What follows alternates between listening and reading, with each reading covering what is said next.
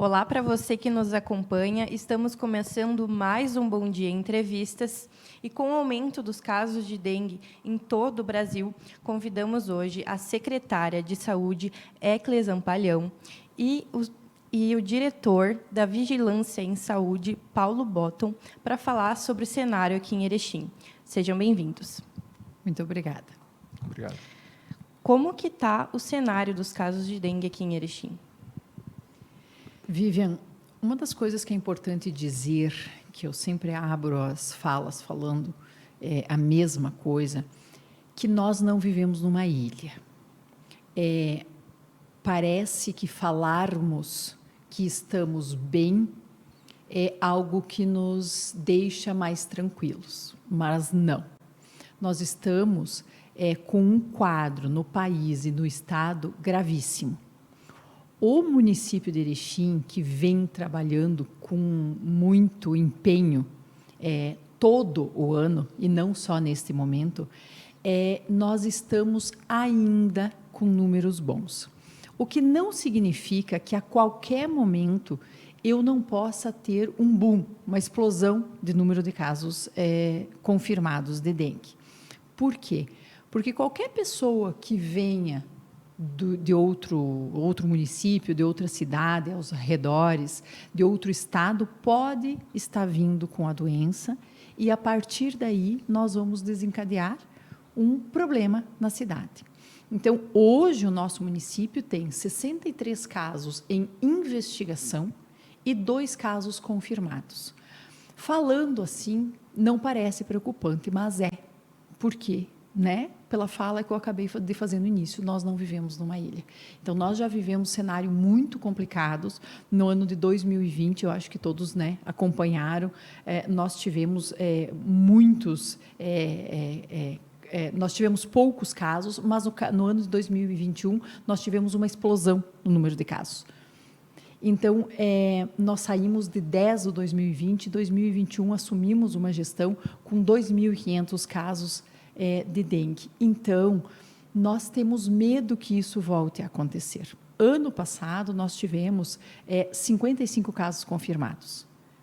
Agora, com a situação geral, com o panorama do país, nós temos uma preocupação grandiosa. Como já falado pela secretária, esse trabalho é realizado durante o ano todo, né? Nós temos a nossa equipe de trabalho ostensivo, né, que é composta pelos agentes de combate a endemias, que estão durante o ano todo batendo nas casas, fazendo as inspeções.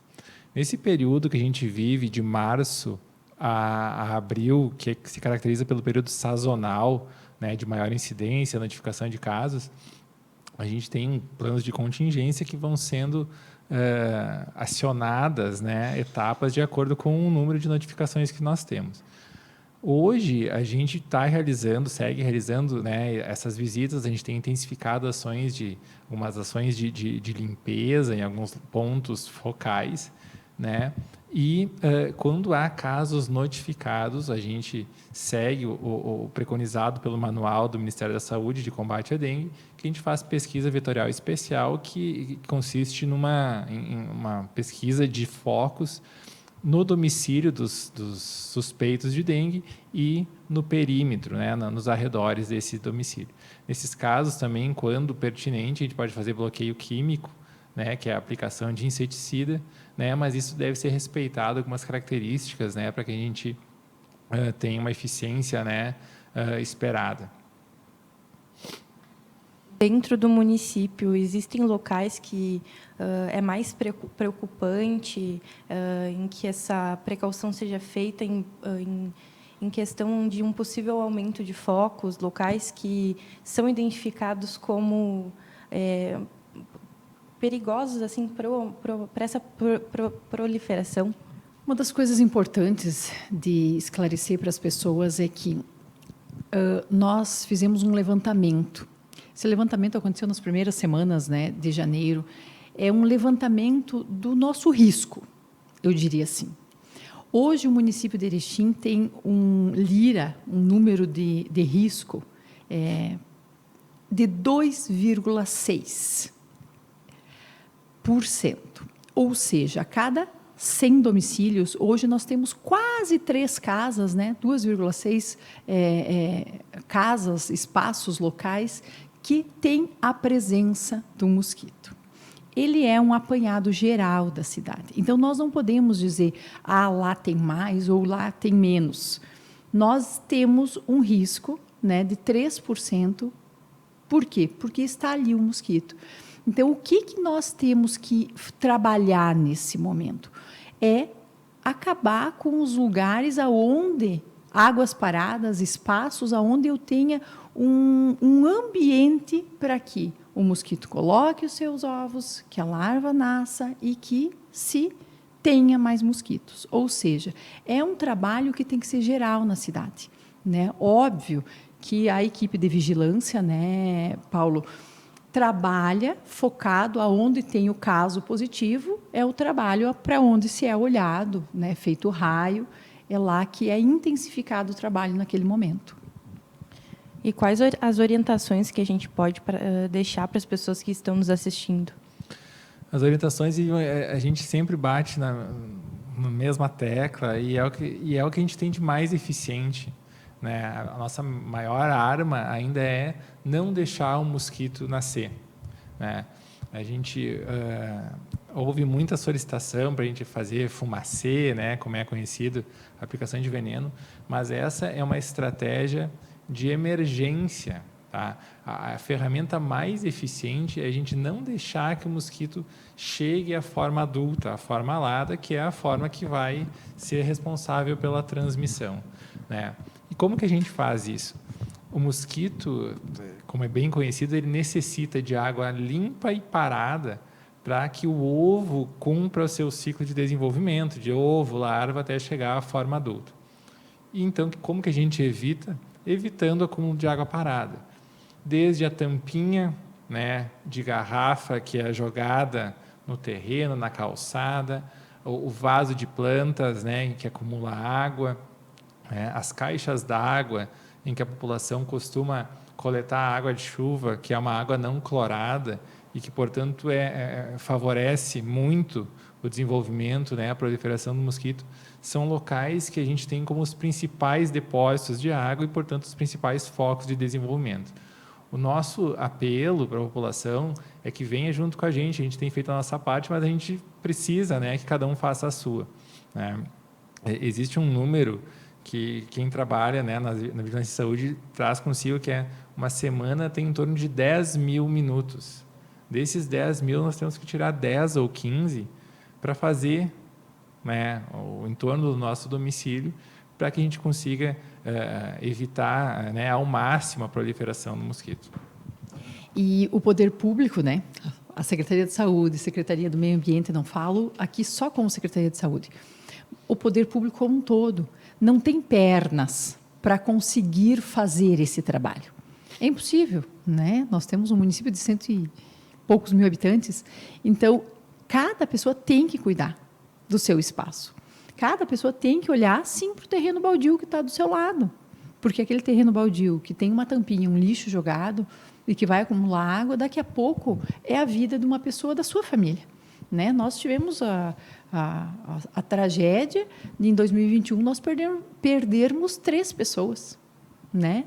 O Paulo falou muito bem ontem, foram 3 irmãos, foram 3 pais, foram 3 mães, foram 3 pessoas amadas por um núcleo familiar. E isso é uma tragédia. Então, a dengue, sim, as pessoas podem morrer, né, por conta dessa doença.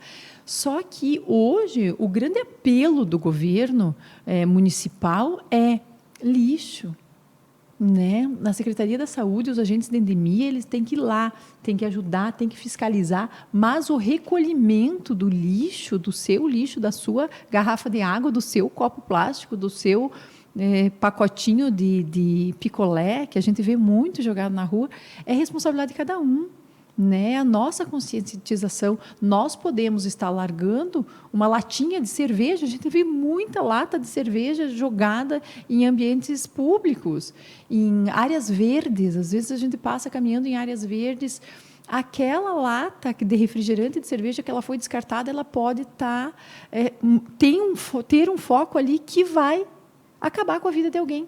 Então, isso é a parte mais importante. Por quê? Porque quando a gente fala em saúde, a gente fala em vida, em cuidado, e nós estamos fazendo a nossa parte, nós estamos correndo atrás, orçamento, pessoal, a vigilância vem, a ambiental, contratação de gente, isso também é custo, né? São verbas gastas do dinheiro público e poderíamos estar fazendo outras coisas, implementando outras coisas.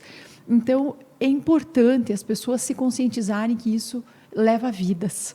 Nós temos espaços onde a Secretaria de Meio Ambiente, obras, juntamente com o pessoal da vigilância ambiental, fazem o recolhimento de lixo e que na outra semana nós vamos lá, os lugares estão iguais, com os lixos de novo jogados lá.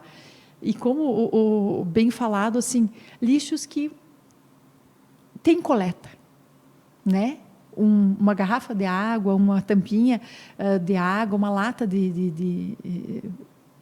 o lixo, o poder público faz o seu papel, passa para recolher, mas nós temos que colocar no lugar adequado. Perfeito. E quais as principais orientações em caso de sintomas que as pessoas têm que estar atentas? A dengue, ela é uma virose e, como tal, ela cursa com alguns sintomas que são, muitas vezes, a gente chama de inespecíficos, ou seja, elas podem confundir com outras doenças, né? Mas, classicamente, né, o quadro de dengue, ele se caracteriza por febre alta, de início súbito, né? Acompanhado por outros sintomas, por exemplo, dores musculares, dores nas articulações, dor retroorbital, que a gente conhece popularmente, aquela dor atrás do olho, muito característica, prostração, né? E aí, esse é um quadro mais comum em casos mais graves, né? A gente sabe bem que pode evoluir para quadros hemorrágicos, né? Dores abdominais e tal, que são sinais de alarme, daí, né, para um possível agravamento de caso. A gente orienta a população, né, que procure o serviço no início desses sintomas, porque quanto mais precoce o alarme seja soado, maior é a janela de oportunidade da vigilância ambiental agir.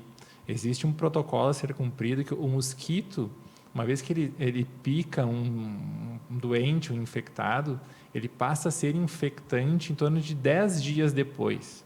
Ou seja, nesse tempo, entre o início do sintoma, que é a manifestação da doença, e um possível mosquito que tenha picado esse paciente, é o período que a vigilância ambiental procura ir na casa do paciente e no perímetro para eliminar qualquer possível foco, para que lá não se torne um possível local de surto, porque uma vez que o mosquito pique esse paciente, passe esse período de 10 dias, ele passa a ser infectante, e aí qualquer pessoa que ele pique durante o ciclo de vida dele, que vai durar entre 30 e 45 dias, pode ser um novo caso, né, a ser confirmado. E em quais locais as pessoas podem estar procurando atendimento? Cada bairro tem uma referência de unidade básica de saúde. Então, o primeiro lugar, né, para fazer tanto sinais e sintomas ou daqui a pouco uma possível também desconfiança, é a unidade básica de saúde. A rede está toda preparada, os profissionais são capacitados para isso. Uma das coisas importantes que a gente sempre fala para a população, o uso do repelente. Nós estamos num período onde não tem como os mosquitos, e não só o Aedes, né, se proliferarem. Afinal de contas, chove muito, está muito calor, nós estamos num período que exatamente isso acontece. Então, o uso do repelente para a população é algo importantíssimo. Então, as unidades básicas de saúde estão preparadas, a equipe sabe como orientar. Qualquer dúvida, é só seguir a sua referência. Perfeito, muito obrigado. Agradeço imensamente pela presença de vocês. Acho que é um tema muito importante, está muito em alta, e é bom estar trazendo esse esclarecimento para as pessoas. Bom Dia Entrevistas fica por aqui.